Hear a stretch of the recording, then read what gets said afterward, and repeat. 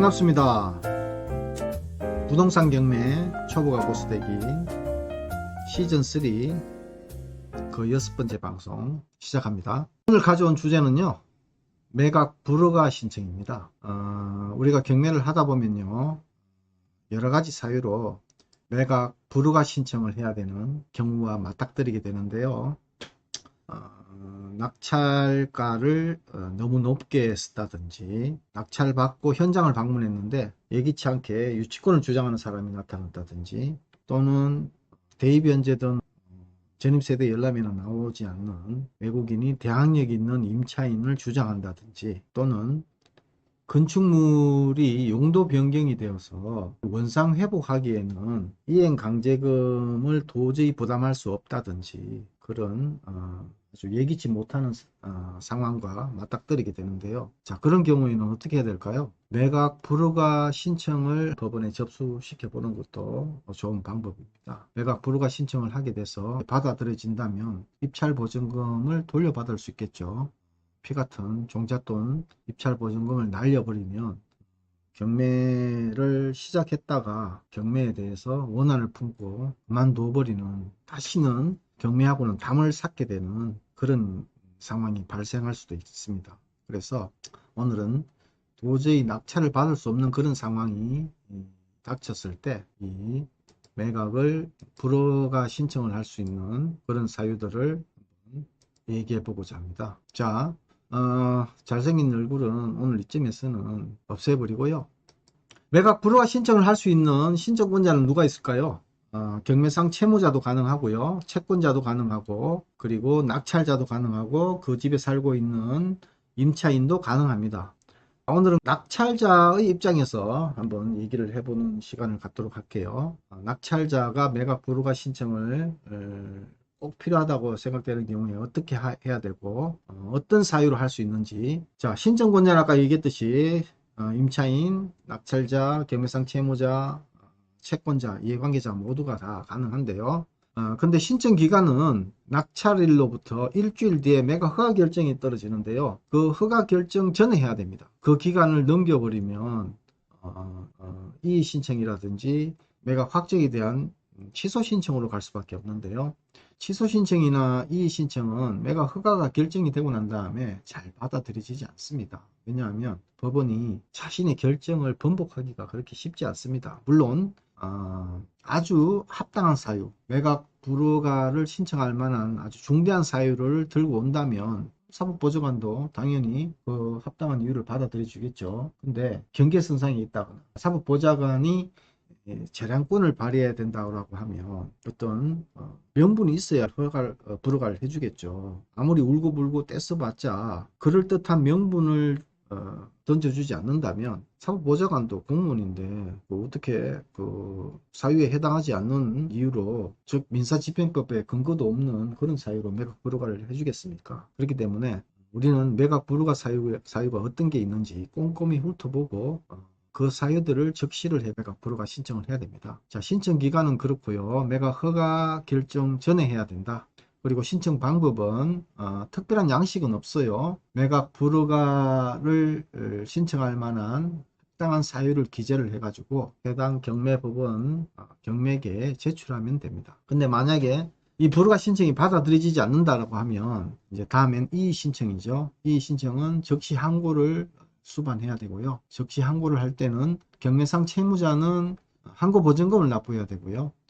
낙찰자하고 채권자는 조금 다른데 법조인마다 조금 견해와 의견이 좀 분분하더라고요. 낙찰자는 입찰 보증금을 항고 보증금으로 가름을 해서 입찰 보증금 중에서 지연 이자만큼 가져갑니다. 그렇기 때문에 기각이 되면 지연 이자만큼 납부를 해야 되고요. 물론 항고가 받아들여진다고 하면 지연 이자고 뭐고 상관없이 전액 보증금을 돌려주겠죠. 그런 점에서 낙찰자도 항고를 하는 데 있어 지연 이자를 물어줘야 되니까 어느 정도 부담이 있는 거고요. 경매상 채무자는 매각 대금의 10%에 해당되는 항고 보증금을 납부를 해야 되니까 부담이 클 수밖에 없습니다. 만약에 기각이 되면 항고 보증금이 몰수가 되는 겁니다. 그리고 이 신청 기간이 지나버리면 그때는 이제 매각 확정이 되는데요. 매각 확정일로부터 잔금 납부 기간 동안 낙찰자는 할 수 있는 방법이 매각 취소 신청을 하는 방법이 있습니다. 그림으로 한번 설명을 드려볼까요? 자, 2월 1일에 월요일에 낙찰을 받았습니다. 월요일에. 그러면 2월 8일에 매각 허가 결정이 떨어져요. 매각 허가 결정이 떨어지는데요. 오후 2시에 14시에 주로 매각 허가 결정이 떨어지겠죠. 그러면 매각 불허가를 신청할 수 있는 기간은 요 기간이에요. 일주일밖에 없어요. 만약에 2월 3일에 이 매각 불허가를 신청해야 되겠다라고 판단이 쓴다라고 하면 요 기간 5일 동안밖에 없겠죠. 물론 6일 7일은 토요일 일요일이에요. 그렇게 되면 어떻게 될까요? 5일에 접수를 하든지 8일 날 오전에 접수를 해야 사법보좌관이 이 불허가 사유를 읽어보겠죠. 읽어보고 판단할 수 있는 기간을 줘야 됩니다. 그러니까 이 불허가 신청서를 접수하는데 시간이 그렇게 많지가 않다. 그래서 서둘러야 된다. 그리고 이 허가 결정이 났는데 그 불허가 신청이 받아들여지지 않고 매각 허가 결정이 나버렸어요. 이미 이 시기에 2시에 허가 결정이 나버리면 요 2월 8일부터 일주일 동안 2월 15일이 되겠네요. 2월 15일까지는 이 이의 신청 기간이에요. 이 신청만 해서 되는 게 아니고 항고 보증금을 납부를 하고 이 신청을 해야 됩니다. 즉시 항고죠. 채무자는 매각 대금의 10%를 납부를 하고 다퉈야 되고요. 낙찰자는 입찰 보증금으로 항고 보증금으로 가름하는데 나중에 기각이 되면 그 지연 이자만큼 납부를 해야 됩니다. 그래서 채무자도 부담이 있고 낙찰자도 부담이 있는데요. 제가 추천하는 거는 이 허가 결정이 떨어지고 난 다음에 이 신청을 요 기간 또 하지 말고 2월 15일부터 요 때는 매각 확정이 됩니다. 매각 확정이 되면 요 날짜로부터 한 달 정도 잔금 납부 기한을 줘요. 잔대금 납부 기한을 주는데요. 그러면 3월 15일 정도 되겠네요. 그럼 요 기간 동안 이 매각 허가 확정에 대한 취소 신청을 할 수 있습니다. 네. 이때는 뭐 항고 보증금 뭐 납부하라 마라 이런 소리 안 합니다. 다만 이 취소 신청 기간에는 이 취소 신청이 아주 합당한 사유, 민사집행법상 객관적으로 봐도 취소 사유가 있는 것만 받아들여주지 그렇지 않은다면 잘 받아들여지지 않습니다. 그렇기 때문에 낙찰자가 잔대금을 납부를 못하겠다라고 하는 판단이 있으면 이 기간 안에, 요 불허가 기간 안에 쇼부를 봐야 됩니다. 우리 시쳇말로 쇼부를 봐야 됩니다. 이때는 잘 안 됩니다. 그래서 요 기간 동안 진행을 하시라. 자, 요때 이제 매각 불허가 신청을 하는 사유에 대해서 한번 알아볼게요. 자, 매각 불허가 신청은요, 민사집행법에 그 근거를 두고 있고요. 민사집행법에 그 사유를 열거를 하고 있습니다. 그래서 민사집행법상 매각 불허가 사유를 한번 살펴보죠. 자, 민사집행법인데요. 121조에 그 근거를 두고 있습니다. 123조를 먼저 볼게요. 123조에 매각의 불허 이의 신청이 정당하다고 인정한 때는 매각을 허가하지 아니한다 하면서 121조에 규정한 사유가 있을 때에는 직권으로 매각을 허가하지 아니한다 이렇게 돼 있죠. 그러면 121조로 다시 돌아가면 자, 요게 바로 매각 불허가 사유가 된다는 얘기입니다. 하나하나 읽어볼게요. 매각 허가에 대한 이의 신청 사유 123조의 근거를 두고 있죠. 첫 번째, 강제 집행을 허가할 수 없거나 집행을 계속 진행할 수 없을 때. 두 번째, 최고가 매수인이 부동산을 매수할 능력이나 자격이 없는 때. 세 번째, 부동산을 매수할 자격이 없는 사람이 최고가 매수인을 내세워 매수 신고를 한 때. 네 번째, 최고가 매수인, 그 대리인 또는 최고가 매수인을 내세워 매수 신고를 한 사람이 제108조, 여기서 제108조는 이 법 108조를 얘기합니다. 제108조 각 호 가운데 어느 하나에 해당되는 때라고 규정되어 있죠. 108조는 다시 한번 뒤에서 얘기할 거고요. 다섯 번째, 최저 매각 가격의 결정, 일괄 매각의 결정 또는 매각 물권 명세서의 작성에 중대한 흠이 있는 때. 여섯 번째, 천재지변 그 밖에 자기가 책임을 질 수 없는 사유로 부동산이 현저하게 훼손된 사실 또는 부동산에 관한 중대한 권리관계가 변동된 사실이 경매 절차의 진행 중에 밝혀진 때. 일곱 번째, 경매 절차에 그 밖에 중대한 잘못이 있는 때. 이렇게 규정을 하고 있습니다. 자, 요 일곱 가지 사유에 해당이 되어야 매각 불허가 신청의 사유가 되고 사법보좌관이 그래 합당하다 그래서 매각 불허가를 해주는 겁니다. 그렇기 때문에 이 매각 불허가 사유를 꼼꼼히 한번 우리가 체크를 해봐야 되겠죠.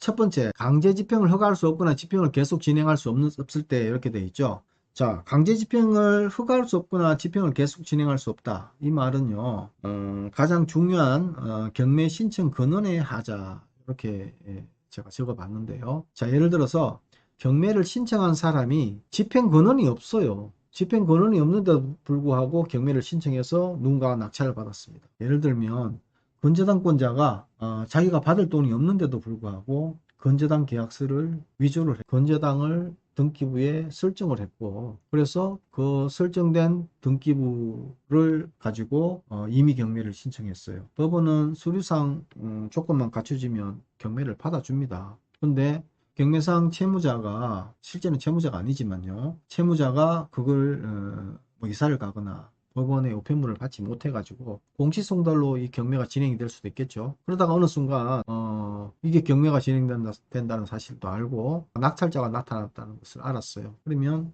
경매상 채무자가 매각 불허가를 신청할 수 있겠죠. 매각 허가 결정이 되고 난 다음에는 항고보증금을 납부를 해야 되니까 경매상 채무자는 매각 불허가 신청을 항고보증금을 납부할 필요가 없는 이 시기에 하는 게 낫겠죠. 그러니까 매각 허가 결정이 떨어지기 전에.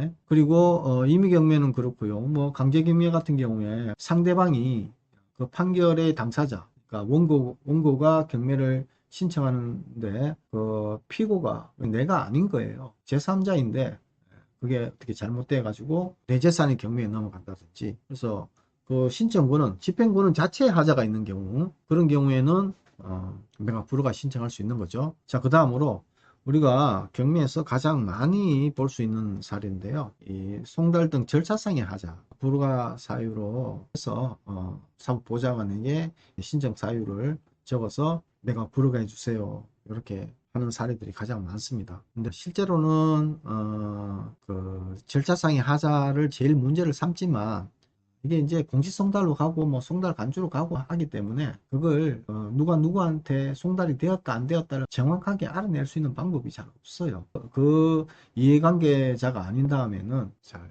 찾아내기가 쉽지 않습니다. 그렇지만 요 절차상의 하자 중에서 매각 개시 결정이나 매각 기일을 이해관계자에게 통보하지 않은 경우 이렇게 돼 있죠. 요 이제 절차상의 하자를 가장 이제 문제를 삼을 수 있는 게 이게 구체적인 사례인데요. 이 이해관계자에게 통보되지 않은 경우에는 매각 절차상의 하자를 문제 삼아 가지고 매각 불허가 신청을 할 수 있습니다. 그 다음 경매 대상 부동산이 누락이 되었다든지 뭐 예를 들어서 6필지를 채권자가 경매를 신청했는데 5필지만 매각 물권 명세서에 기재가 되어 있고 누군가가 그 5필지만 낙찰을 받았어요. 그러면 채권자도 매각 불허가를 신청할 수 있지만 낙찰자도 6필지 중에서 5필지만 낙찰을 받게 되고 한 필지가 연접되어 있는 토지를 사용 수익하는데 결정적인 흠결이 된다라고 하면 낙찰자도 한 필지 빠진 토지를 낙찰받았으면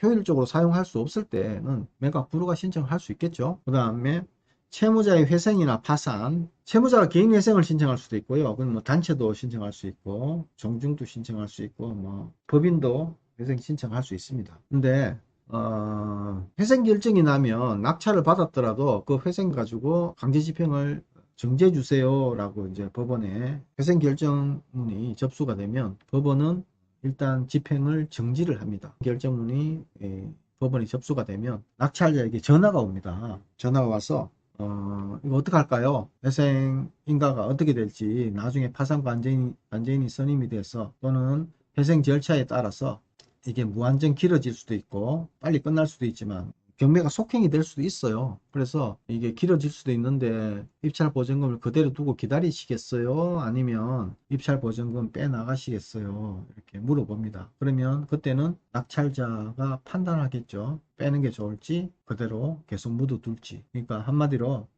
묻고 더블로 갈지 아니면 뺄지 결정하면 되는 겁니다. 더블은 안 되겠네요.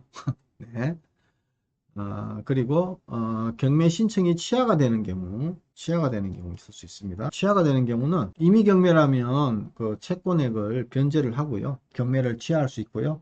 취하가 되면 당연히 매각 불허가 결정이 납니다. 강제 경매 같은 경우에는 경매상 채무자가 채권액을 변제하고 이제 취하를 할 수 있는데 이때는 낙찰자의 동의를 받아야 됩니다. 강제 경매 같은 경우에는. 근데 낙찰자가 동의를 해주지 않으면요, 좀 절차가 복잡해지는데요. 그때는 경매 신청 채권액을 변제를 하고 공탁을 하고 그리고 청구 이의 소송으로 다퉈야 됩니다. 그렇게 되면 매각 불허가 결정이 나겠죠. 이렇게 강제 집행을 허가할 수 없거나 집행을 계속 진행할 수 없을 때는 구체적으로 이런 사례들이 있습니다. 자, 다음으로 두 번째 사유. 채무가 매수인이 부동산을 매수할 능력이나 자격이 없는 때 이렇게 돼 있죠. 부동산을 매수할 능력이 없다라고 하는 것은 구체적으로 살펴보면 미성년자가 있을 것이고요. 검치산자나 법률적 행위 능력이 없는 자를 가르칩니다. 미성년자는 그 보호자가 있으면 되는 거고요. 검치산자도 후견인이 승낙을 하면 가능하지만 어쨌든 사람들이 단독으로는 부동산 법률 행위를 할 수 없습니다. 그래서 법률 행위를 할 수 없기 때문에 이 낙찰자가 되지도 못합니다. 그리고 경매상 채무자가 되겠네요. 경매상 채무자는 원칙적으로 입찰에 참여할 수 없습니다. 그런데 자, 이런 경우 한번 볼까요? 예를 들어서 남편과 아내가 각 2분의 1씩 아파트를 소유하고 있습니다. 그런데 남편이 주 채무자로 아내는 그 은행에 돈을 빌릴 때 자기 2분의 1 지분을 담보로 제공했어요. 물상보증인이죠. 즉 담보를 제공했고 남편이 채무자고 그래서 전체 부동산이 경매로 나왔을 때 아내는 채무자가 아니기 때문에 경매에 참여할 수 있습니다. 즉 낙찰을 받을 수 있습니다. 물론 다른 가족도 다 마찬가지고요. 채무자만 아니면 가능하고요. 그 다음에 부동산을 감정평가했던 사람, 이 사람도 낙찰을 받을 수 없습니다. 그리고 대금 미납으로 인한 종전 낙찰자, 이 사람도 최고가 매수인이 될 수 없습니다. 그러니까 전회차에서 낙찰을 받고 잔대금을 미납해 재매각이 되는 사건에서 여기에 입찰하는 걸 법원은 불허한다 이 말입니다. 그리고 농취증 발급 대상인 농지에 대해서 농취증을 제출하지 못했을 때 매각 불허가 됨과 동시에 입찰 보증금도 몰수됩니다. 그래서 농취증이 발급되는지 안 되는지 여부를 꼭 따져보고 입찰을 해야 되고요. 최근에는 낙찰받고 농취증을 발급 신청을 하는 게 아니라 미리 선발급 신청을 하는 제도도 있으니까 적극 활용해 보시고요. 공무원들이 좀 짜증냅니다. 그 다음으로 주무관청의 허가를 요하는 경우, 이 경우도 매각 불허가 사유가 되는데요. 예를 들어서 학교법인 그 부동산을 낙찰을 받았는데 이 주무관청에 허가를 받아오라 그럽니다. 주무관청에서 허가를 안 해주면요 입찰 보증금 몰수됩니다. 그래서 이 농취증이라든지 주무관청의 허가를 요하는 그런 사건들은 허가가 되는지 여부를 미리 확인하고 입찰을 해야 됩니다. 예를 들어서 이런 경우도 있을 수도 있습니다.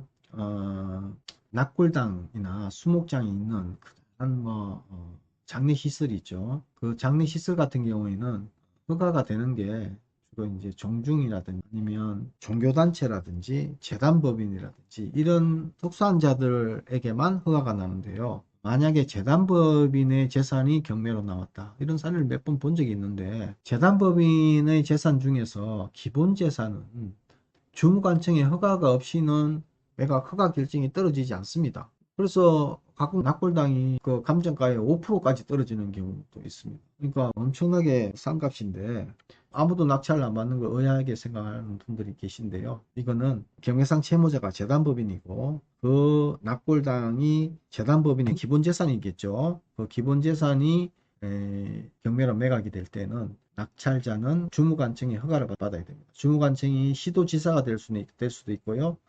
종교단체나 그 재단법인 같은 경우에는 문화체육관광부 장관이 될 수도 있고요. 그래서 주무관청의 허가를 받지 못하면 입찰 보증금이 몰수가 되고 매각 불허가 됩니다. 매각 불허가 되는 사유 중에서도 입찰 보증금이 몰수되는 사례는 꼭 유념해야 되겠죠. 자, 세 번째, 부동산을 매수할 자격이 없는 사람이 최고가 매수인을 내세워 매수 신고를 한 때, 요 얘기는 뭐냐면 요 두 번째 항에서 요 사람들을 내세워 가지고 최고가 매수인을 내세워 매수 신고를 한 때, 이런 얘기입니다. 매수자격이 없는 자가 대리인을 내세워서 낙찰을 받았다, 이 얘기예요. 요것도 당연히 매각 불허가 사유가 되고요. 그 다음에 매각 불허가 사유 중에서 네 번째 사유입니다. 최고가 매수인, 그 대리인 또는 최고가 매수인을 내세워 매수 신고를 한 사람이 제108조 각부 가운데 어느 하나에 해당되는 때라고 되어 있는데, 제가 이 108조를 가지고 왔습니다. 민사집행법, 이런 사람은 매각을 허가할 수 없다, 이렇게 되어 있습니다. 다른 사람의 매수 신청을 방해한 사람, 매수하려고 하는 사람이 자기하고 같은 물건에 입찰할 것 같아 고의적으로 막는다든지 방해한다든지 입찰을 못 쓰게 한다든지, 그런 사람이 낙찰을 받았을 때는 매각을 불허하는 겁니다. 근데 실질적으로는 거의 가능성이 없죠. 누가 어떤 사람이 어떤 물건에 입찰할지 잘 알 수가 없어요. 하나의 물건만 입찰을 한다고 하면 그 법원에 모이는 사람은 그 물건에 입찰을 하겠죠. 그러면 거기 들어오는 사람들을 깍두기 형님들이 못 쓰게 막는다든지 방해한다든지 그게 가능하지만, 누가 어떤 물건에 입찰하는지 알 수도 없고 이제는 그게 또 불가능합니다. 이 두 번째 항도 마찬가지인데요. 담합하거나 적정한 실시를 방해한 사람 있죠. 담합도 사실은 누가 어떤 물건에 입찰할지 모르기 때문에 담합 자체가 불가능합니다. 그리고 3호는 요 1호, 2호의 행위를 교사한 사람, 시킨 사람, 요것도 이 사람이 낙찰을 받은 경우에 매각을 불허하겠다, 이 얘기고요. 자, 네 번째, 형법에 관련된 건데요. 형법 뭐 142조, 315조 뭐 이렇게 규정되어 있는데, 대부분 경매 관련해 가지고 입찰을 방해하거나 담합하거나 경매 방해죄나 뭐 그런 여러 가지 사유예요. 그런 사유로 유죄 판결을 받고 그 판결일로부터 2년이 지나지 아니한 사람, 2년이 지나면 가능하다는 소리네요. 어쨌든 이런 사람들의 이 낙찰을 받았을 때는 매각이 불허가 됩니다. 다섯 번째, 최저 매각의 결정, 일괄 매각의 결정 또는 매각 물권 명세서의 작성에 중대한 흠이 있는 때, 이렇게 돼 있죠. 자, 요거는 좀 나눠서 볼게요. 이렇게요. 나눠서 봅시다. 최저 매각의 결정, 일괄 매각의 결정 흠이 있는 때, 매각 물권 명세서의 작성에 흠이 있는 때, 이렇게 나눠서 볼게요. 자, 이제 최저 매각을 결정을 할 때요, 대부분 감정가에서 1차 매각이 시작이 되죠. 근데 감정가가 예를 들어서 8억인데 최저 매각을 8억 5천원 해서 매각이 실시되었다. 그러면 이 최저 매각이 산정에 오류가 있다라고 하면서 매각 불허가 신청을 할 수 있을 것이고요. 그리고 개별 매각과 일괄 매각의 합리성이라고 제가 기재를 했는데요. 예를 들어서 이런 경우 있을 수 있습니다. 경매상 채무자의 재산이 아파트가 있고 임야가 하나 있고 지방에 창고가 하나 있어요. 그러면 이걸 각각 별도로 개별 매각을 해야 합리적으로 매각을 할 수 있겠죠. 왜냐하면 아파트만 필요한 사람은 임야가 필요 없고요. 임야가 필요한 사람은 또 창고가 필요 없을 수는 있는데, 이 세 개를 한꺼번에 다 사야 된다라고 하면 전체를 매각했을 때는 개별로 매각했을 때보다 가격이 떨어지겠죠. 그렇게 되면 채권자가 채권을 회수하는데 합리적이고 효율적이지 못하겠죠. 개별 매각과 일괄 매각을 법원이 적정하게 나눠 합리적으로 결정을 해야 되는데, 예를 들어서 이런 경우 있을 수 있습니다. 아까 같은 경우에는 임야, 아파트, 창고라고 규정을 했지만 땅이라고 생각을 해볼까요? 예를 들어서 1-1번지, 1-2, 1-3, 1-4, 1-5 다섯 필지가 있는데 1-3을 별도로 매각을 하는 거예요. 1-1번지부터 5번지까지는 다 붙어 있는 땅입니다. 그렇게 되면 이빨이 하나 빠진 거잖아요. 그렇게 해서 낙찰을 받았는데, 그럼 낙찰자도 당연히 거기에 끼워져 있을 거라고 생각했는데, 이빨 빠진 거 같은 경우에는 사용 수익에 중대한 하자가 있겠죠. 그래서 이거는 개별 매각하고 일괄 매각에 중대한 하자가 있다, 합리적이지 못하다, 붙어 있으면 통으로 매각하는 것이 효율적이다. 일단의 토지는 효율적으로 사용할 수 있게끔 만들어줘야 낙찰가가 올라가고 매각이 합리적이 되겠죠. 매각기일 공고를 기재 누락한다든지 기재를 착오했다든지 뭐 그런 사례가 있을 수 있겠네요. 법원 매각기일은 5월 4일인데 5월 3일로 기재했다든지 그래서 아는 사람만 들어오고 모르는 사람 못 들어오고 이렇게 되는 경우 있을 수 있겠죠. 그 다음에 부동산의 현황의 차이가 있을 때 면적이라고 표시를 했는데요. 예를 들어서 포락지 같은 경우 강가 주변이라든지 바닷가 주변에 200평으로 기재가 되어 있었는데 실제로는 홍수가 와서 강가로 다 쓸려 들어갔다든지 아니면 절벽 근처라서 이게 전부 무너져 내려 가지고 땅이 100평밖에 안 남았다든지 그런 경우 매각 불허가 신청을 할 수 있습니다. 대상 부동산이 누락된 경우도 마찬가지인데요. 6필지를 경매를 신청했는데 5필지밖에 없다든지 매각 물권 명세서에 하나가 빠졌다든지 그런 경우, 그 다음에 감정평가서상의 하자, 예를 들어서 광천수가 나오는 땅이 있는데 그 부분을 누락을 하고 감정을 했다든지 또는 지상에 아주 비싼 소나무가 있는데 이 소나무의 가치를 누락을 했다든지 그런 경우는 감정평가서상의 하자를 이유로 매각 불허가 신청을 할 수 있습니다. 잘 받아들여지기는 힘든데요. 어쨌든 아주 중대한 하자라 해야 됩니다. 그리고 매각 물권 명세서의 작성에 중대한 흠 이렇게 나눠보는데요. 선순위 임차인의 내역에 관한 누락. 선순위 임차인은 굉장히 중요합니다. 왜냐하면 선순위 임차인이 배당해서 보증금 전액을 배당받지 못하면 그 미배당분은 낙찰자가 물어줘야 돼요. 그래서 이 선순위 임차인이 전입일이 언젠지, 확정일자가 언젠지, 보증금이 언젠지, 그리고 이 보증금이 증액이 될 수 있겠죠. 그 증액된 날짜 그리고 증액되는 시점에 확정일자를 받았는지 안 받았는지에 따라서 몇 천만 원씩 몇 억씩 왔다 갔다 할 수가 있어요. 낙찰자가 그 부분을 물어줘야 될 수도 있고 물어주지 않아도 될 수도 있고 그래서 그걸 제대로 작성을 하지 않아 가지고 예기치 못하게 1억이라는 돈이 추가로 물어줘야 되게 생겼다. 그러면 낙찰자가 매각 불허가 신청할 수 있겠죠. 그리고 최순위 설정일자가 실제와 다른 경우 예를 들어서 근저당권 같은 말소 기준 권리가 예를 들어서 2020년 2월 2일인데 2023년 2월 2일로 잘못 기재를 해가지고 임차인이 대항력이 없구나 라고 생각을 하고 입찰을 했는데 실제로는 말소 기준 권리가 되는 날짜가 더 앞선 날짜였다. 그러면 예기치 못하게 낙찰자가 보증금을 별도로 물어줘야 되는 그런 상황이 생기죠. 그때는 매각 불허가 신청을 할 수 있습니다. 매각 물권 명세서 자체가 누락되는 경우도 있습니다. 저도 몇 번 봤는데요. 매각 물권 명세서가 고지가 되지 않은 채로 경매가 매각이 되는 경우, 그런 어이없는 경우도 있습니다.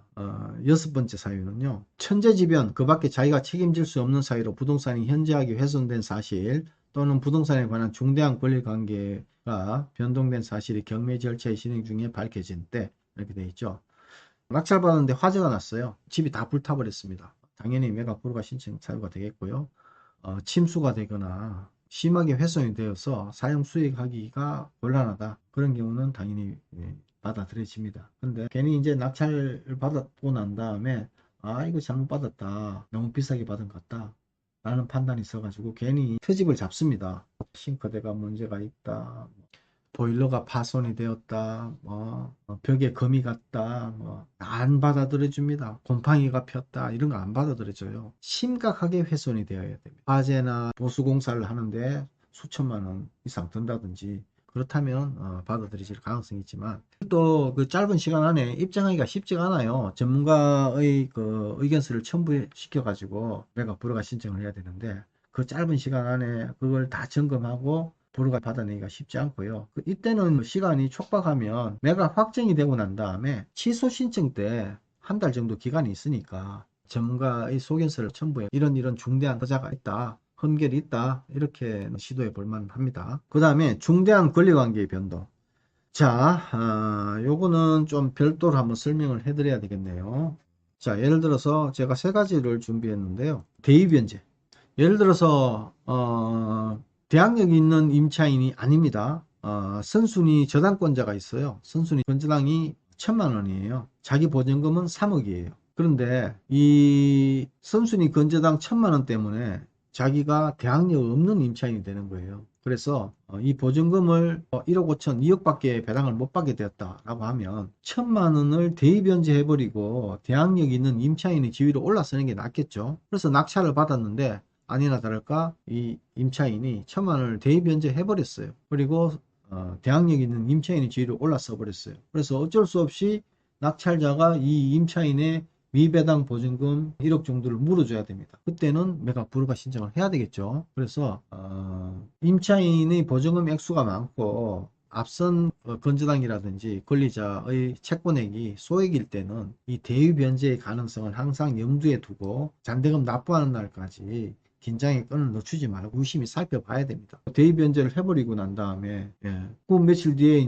잔대금을 납부한 거예요. 그래서 자 나가라라고 인도 명령을 신청했는데 인도 명령이 이런 이유로 안 받아들여진 거예요. 임차인이 나는 대항력 있는 임차인이니까 내가 배당받지 못한 나머지 잔여금 돌려줘 라고 하면 그냥 꼽다시 물어줘야 됩니다. 그렇기 때문에 대위 변제는 굉장히 위험하고 불책에 손해를 볼 수 있기 때문에 항상 주시하고 있어야 됩니다.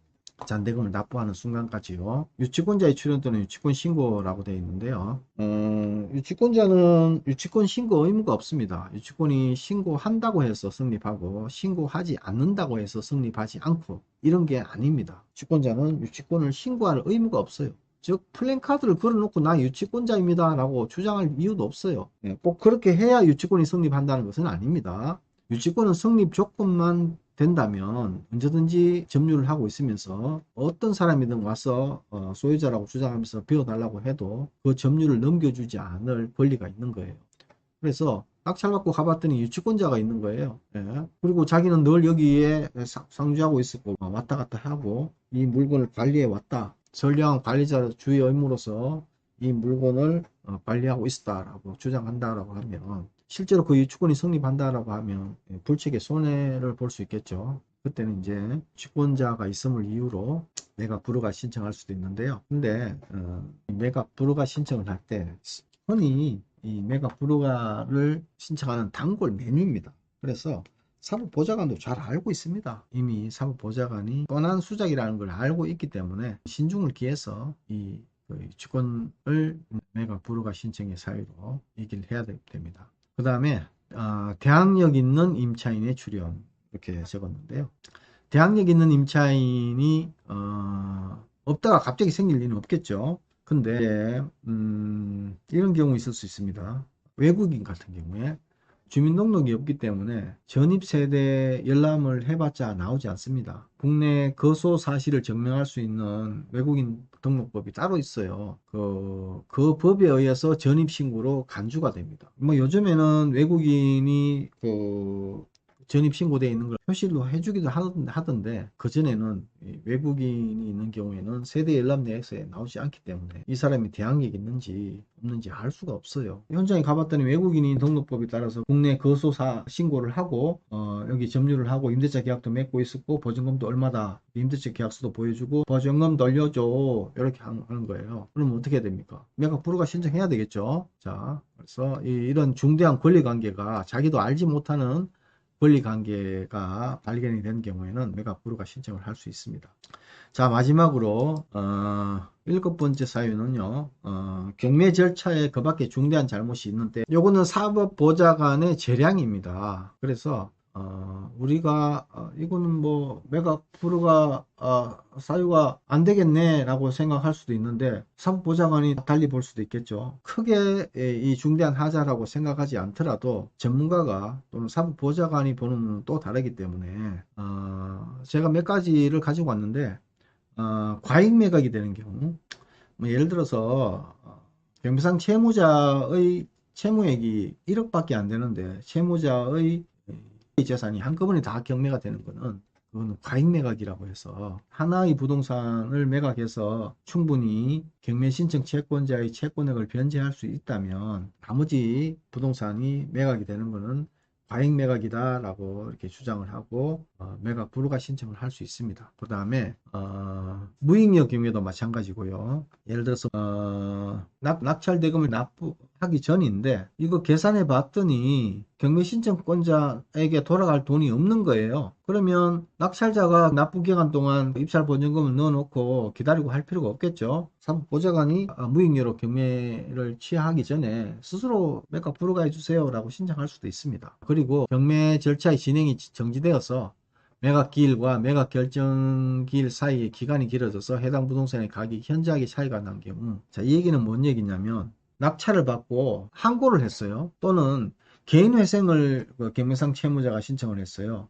그리고 기다렸어요. 그걸 돈을 빼지 않고 묻고 더블로 가 해서 기다렸는데 한 1년이 지난 다음에 다시 경매가 속행이 돼 가지고 이 잔대금을 납부하라는 거예요. 근데 납부하려고 봤더니 그때 당시에는 5억에 낙찰을 받았던 부동산이 5억의 가치가 충분히 있었고 6억에도 팔 수 있었고 하는 부동산이 있는데 이제 부동산 경기가 안 좋아져 가지고 가치가 한 3억밖에 안 된 거예요. 자, 그렇다면 그때 당시에 매각 허가 결정이 나고 내가 잔대금을 납부했더라면 이걸 정리할 수 있는 기회가 충분히 있었는데 이 매각 허가 결정 기간이 길어져 심대한 손해가 발생했다. 그래서 잔대금을 도저히 납부를 못하겠다. 그러니 매각 불허가를 해주세요. 라고 신청을 하면 받아들여질 가능성이 많다.